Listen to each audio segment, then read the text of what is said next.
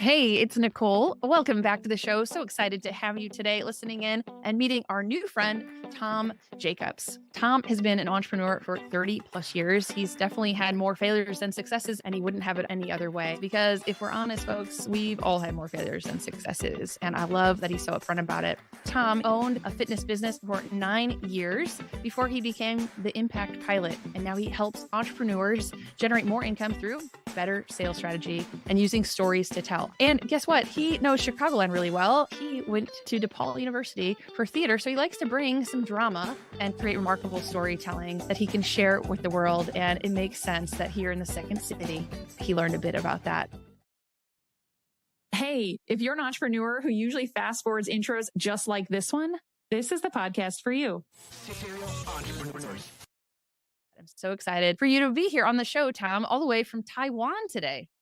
Yeah, glad to be here, Nicole. Matt, good to see you guys. Yes. Welcome. Tom, I like to start the show the same way with every single guest. Tell me, how would you finish the sentence? You know you're an entrepreneur when? When your friends think all you do is play all day long and are on constant vacation mode, yet we all know what the reality is, 15-hour long days and always thinking about work. So you're an entrepreneur when you don't have friends. Yes, yes. That's why we had to start the show, me and Nicole, because we call ourselves friends, but we realize all we do is talk about business and sales and marketing and everything else. And we're like, well, apparently we got to turn on mics to be friends because then we right. Yeah. And it's only because we made friends when we didn't have businesses yet in undergrad. So yeah. Regular friends don't understand what entrepreneurs go through. And you really need to be around other business owners. We're not normal people. And that's a good thing, I think. Yes, I think so. Or at least when we're with each other, we're like, hey, you get me. I feel seen.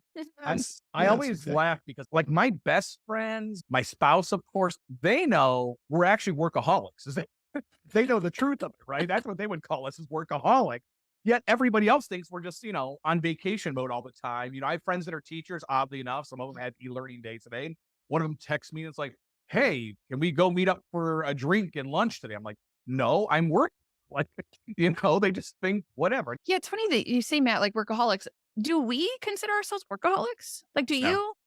I don't. It does give us those freedoms, like Tom said, if we do want to have that cocktail at noon. But Tom's right. There is this like dichotomy of people who just think that we do nothing and we're in control of our schedule. Yeah. Or when people say you don't have a boss and you're like, I currently have 17 of them. So get back to me about that. Well, tell me a bit about the business that you own, Impact Pilot.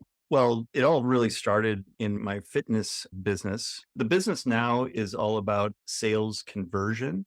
So if you think about the sales process, when the lead enters your sphere all the way to the sale.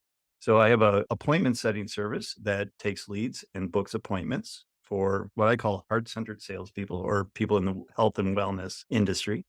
And then if they're having trouble converting the appointments that we book into actual paying clients and patients, then I coach them on how to sell from the heart. From the heart.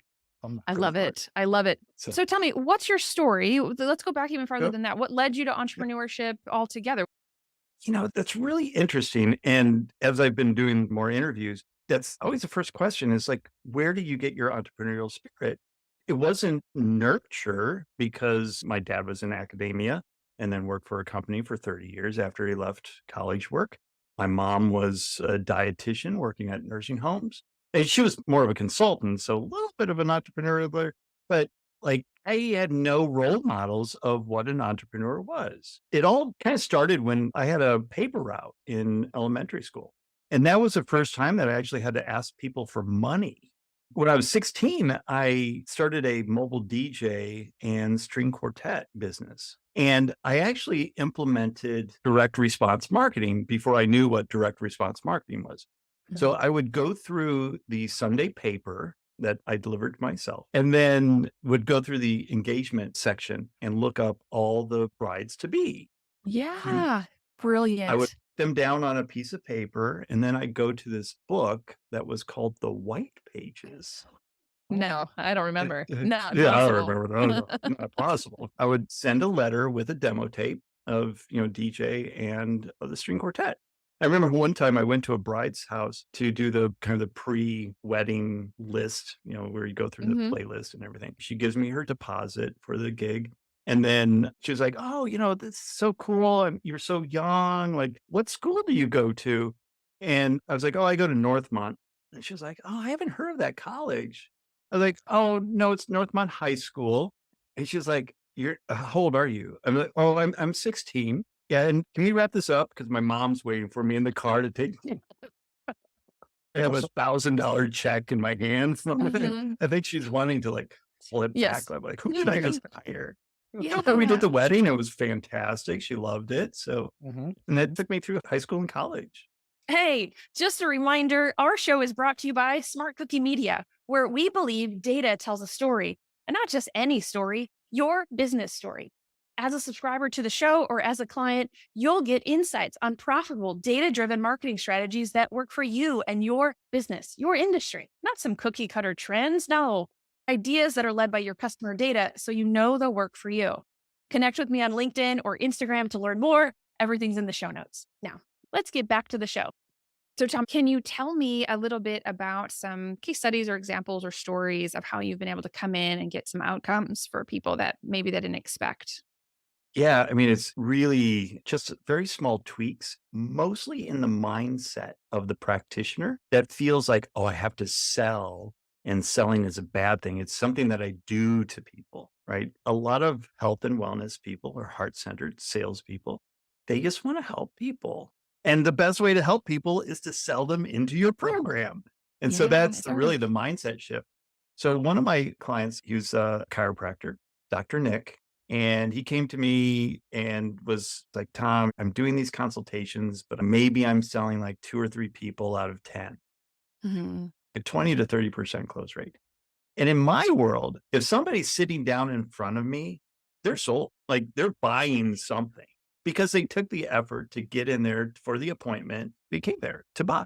Right. It was the Actually. first yes. Yeah. And so Nick didn't have a script. He didn't have a call flow. It just kind of like meandered, tried to figure out what was going on with the patient, and then would vomit out like everything that he does for people and would teach along the way as well. And so the prospect would be like overwhelmed and then leave with like, oh, let me think about it and then go away. Mhm. So we made some just very small tweaks. Well, first got a script together and then just had a call flow, right? So, Yeah. it was consistent and built up the tension in that prospect's mind. So by the end, he didn't even have to ask them to purchase. They were saying, how do I get involved? How do I start? We went from 2 out of 10 to 7 out of 10 in 2 months. Tom, can you tell me more about a really interesting word? You said the word building up that tension. How do we build tension to the point where, as you said, by the end of it, they're asking you, how do I buy? How do I sign up? What's the next step? Can you elaborate a Good. little more on that? I'm glad you caught that. In sales, there's really 5 parts to the sales conversation. Rapport building, of course, is always starts it off. Then the questioning phase.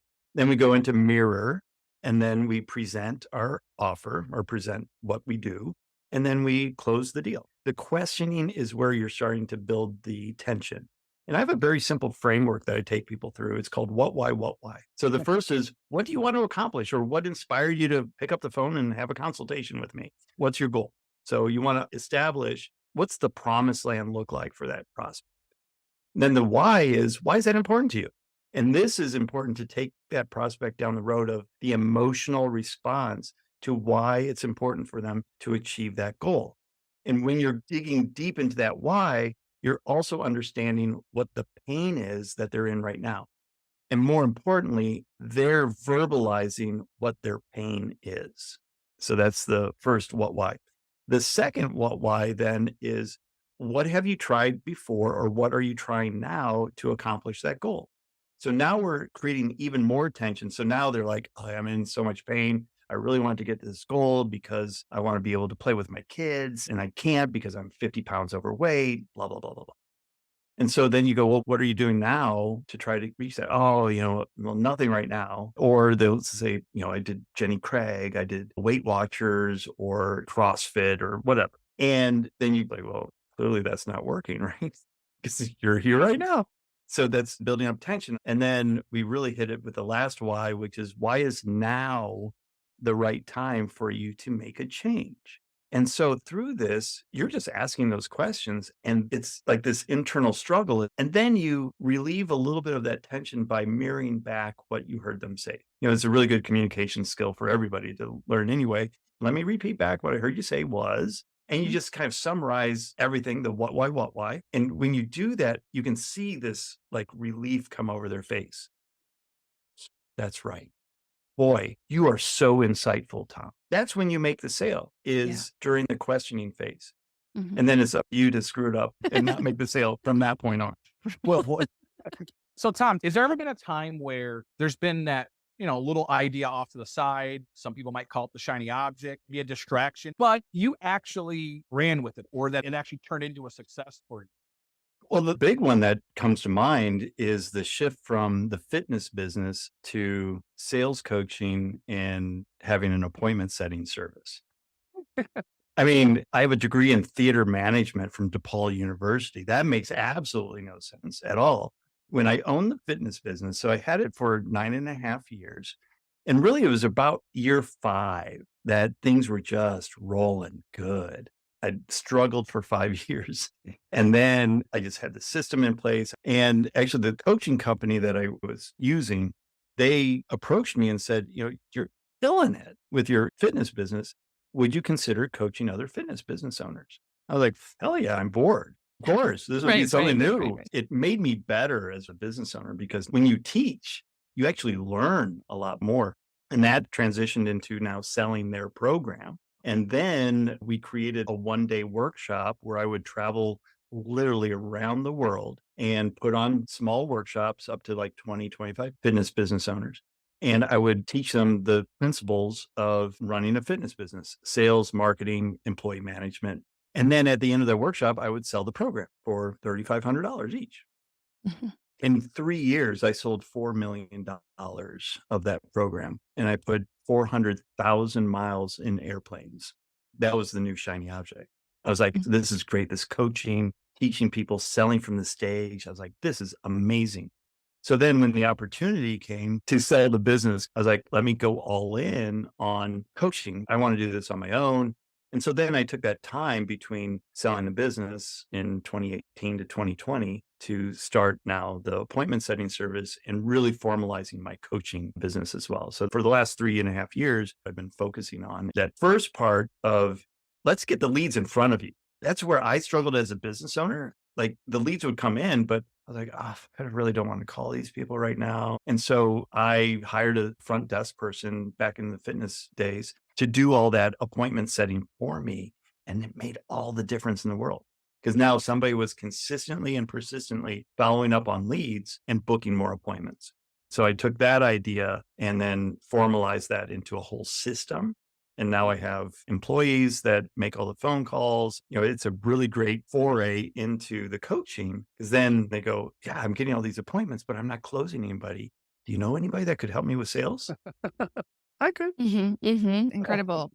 You obviously had a knack for sales. So as the leads came in, really what I was hearing, and you're not saying the word procrastinate, but it's easy for business owners to procrastinate calling back a lead for whatever reason. I've learned from actually a few podcast guests and then my own clients, they don't want to trust too many people with sales, or then they end up trusting the wrong people with sales. So you have tips there for people to consider whether they're going to outsource or whether they want to try to motivate and hire somebody.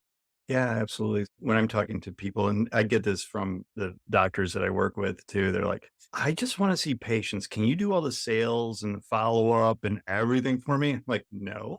I mean, I could, but I'm not going to. Because when you're just starting out, they should be doing the sales themselves because the best salesperson in the organization is the owner because you have such intimate knowledge about the product. However, that's a double-edged sword because then oftentimes the owner doesn't have sales training or sales skills that they've learned that will help them convert that prospect into an actual paying client. And that's really the key. Sales is not something people are born with. People aren't natural sellers. It's a skill and it can be learned. And thank you, Nicole, for saying that. I learned it from an early age, but really I was crap at sales up Oh, yeah. until I mean, that's learning it, when I, isn't it? oh, yeah, Yeah. Saying. But When you're only even closing 20%, you start to realize I better get better at this, right? yeah, exactly. Well, I was closing 10% when I first started my fitness business and almost went broke in 6 Yeah. months because I couldn't sell. Mhm. Right. So Mhm. I had to learn. That's the number one skill every business owner needs is to learn how to sell. And once you start to sell your own product and then you get super busy, now you can train other people to sell for you. I I love think that. even what Nicole was even referencing too, and correct me if I'm wrong, when you start talking about like appointment setting and following up, and I've even learned, I mean, I think I was on the show and I even said it, like the first thing that we think of, oh, I just need a receptionist for $10 an hour. You know, you can go flip burgers and make 15 nowadays. So like you say these words thinking like, oh, he or she is just the person answering the phone. And so as a solo entrepreneur or a small business owner, you tend to think that job is only worth X because we have either this preconceived notion or we're cheap or whatever you want to call it. But they don't get the sales techniques and training to be able to get them to at least the point of the appointment. For Yeah, example, I had to ask a client the other day, Yep. do you really want to bet your business? So you believe that you're the best to do it. That's what many of my clients have told me. And yet then they say, yeah, maybe you can just help me like recruit or hire. And then I'm like, okay, well, what's budget? And they're like, well, can I get like a VA or can I? I'm like, I don't know how you just went from the most expensive person in the business with the most experience to I'm going to bet my business, like the front door essentially. To me, it's super obvious, but I've learned a couple different examples Matt's alluding to. People regularly think, oh, that's all it's going to take. I always say, if it were that easy, everyone would do that and that would work. But Yep. it's not that easy. You know, there Awesome. has to be some level of gift of gab, but there has to be some intrinsic motivation that they want to hit a goal. Like I love to hit a Mhm. goal. I have an Enneagram 3. I Oh, want to hit my goal. I want to hit your goal. And so it always surprises me. Where do they think they're getting their sales information? You know, they study how many different things, whether it's medicine or whether it's fitness. How is it that people aren't like, you know what I really need? I need to know how to do this. I should probably learn this and figure that out. And if not, I probably should reward, whether that's commission or whatnot, somebody to do it right for me. yeah. That's what I was Well, wondering. How do you find your people? well, you're clearly an action person. So I went through this training called Banks training for sales. So yeah, Sherry Treat. person. Yep. Yep. And so you're clearly a red action, Mhm. but most health and wellness people are nurturers. They're the yellow. Yeah. And so they want the community, they want, everybody to like them and all that. And in their minds, that's a direct conflict with selling somebody. Yeah. But it doesn't Mhm. have to be. And, back to your point about trusting your business to a $10 an hour employee or $5 an hour VA. I mean, it can be You the can wrong do- $50 person. It can also be the it's wrong right. 50. Yeah, So I Absolutely. shouldn't quantify it as price, but Yeah. you know what I'm trying to say. Well, Yeah. Yeah. I think the real problem is that the practitioner or the business owner is going, I don't want to do this anymore. I need somebody else to do it for me.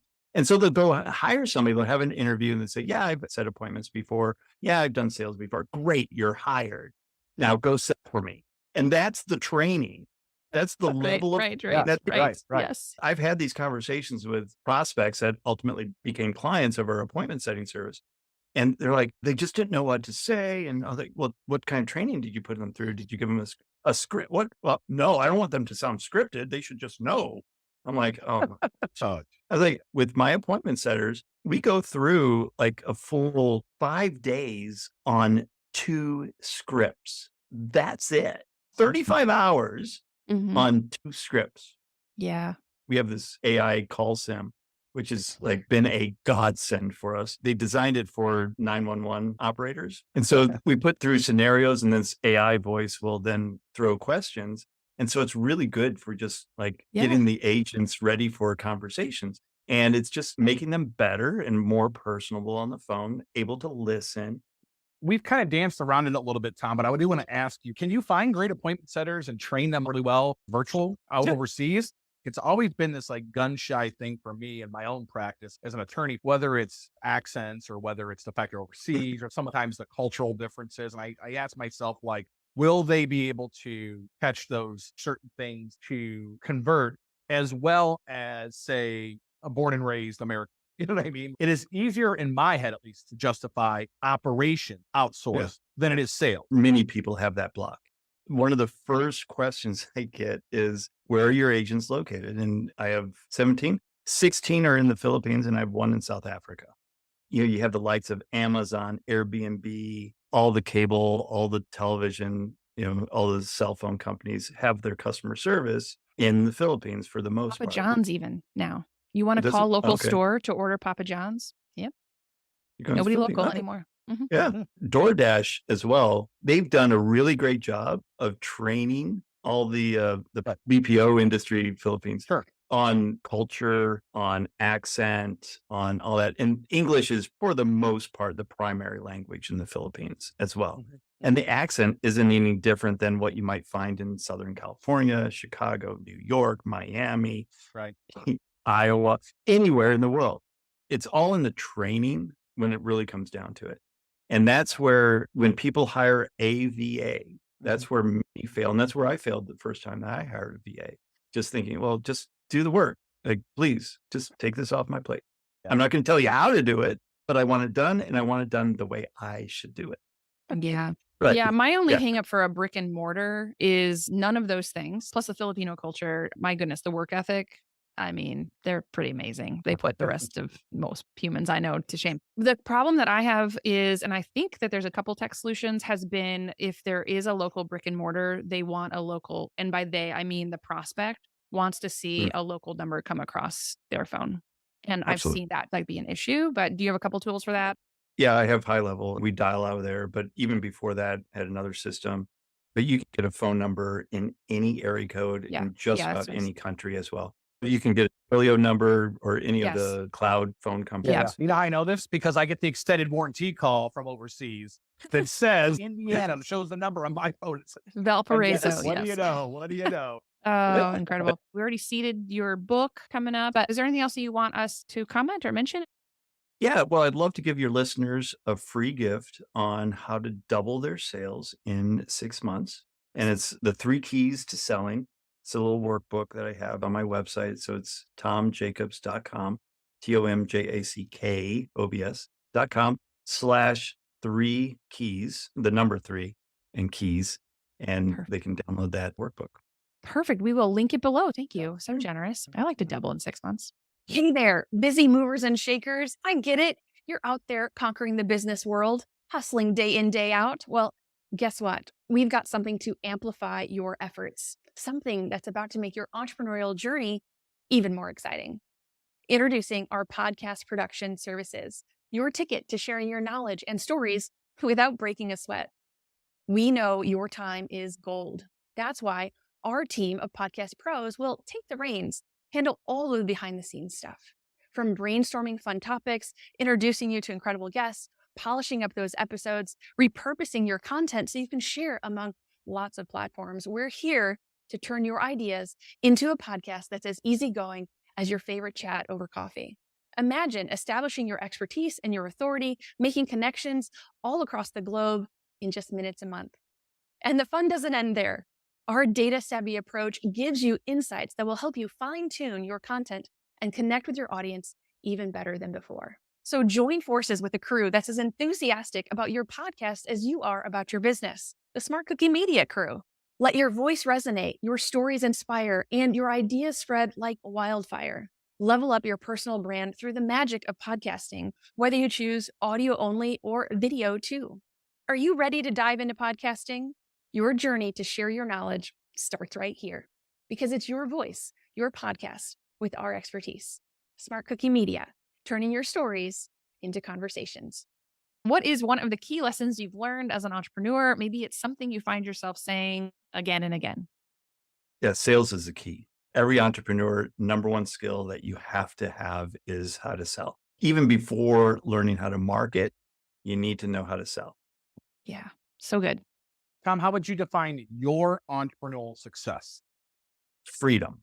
And I know that goes against what I said earlier, that all my friends think I'm on a constant vacation, but it is like that because I can pick up at any time. I'm going to the UK next week and have like all this travel, but I still have my process and my work that I do. It's just, how have you designed your business? Is your business supporting your lifestyle, or is your lifestyle supporting your business? So which do you want? Right. I prefer to have the business support the way that I want to live. What's next for you? Do you have an idea percolating? I know you do. So tell me what's coming up for you next year. Well, I have a book coming out. Ah, And a retreat where I will like present the book to, 15 people that will be with me in the Philippines. It's called the Rejuvenation Retreat. But the book is Heart-Centered Selling, a Practical Approach to Sales for the Health and Wellness Industry. I'm workshopping that title. Awesome. Awesome. We'll be able to find it everywhere books are sold. Absolutely. Amazon. Okay, cool. For sure. Okay, well, if you're listening after February, we will make sure that we find the link for that too and include it in the show notes. Tom, thank you so much. Thanks, we appreciate you Tom. being here. Thank Hopefully it you. was fun. You guys were, Yeah. that was so much fun. Really Right. enjoyed it. Hey, it's Nicole, and that's the end of the interview. But stick around. This is the part where Matt and I break it all down and give you our favorite takeaways. Listen in.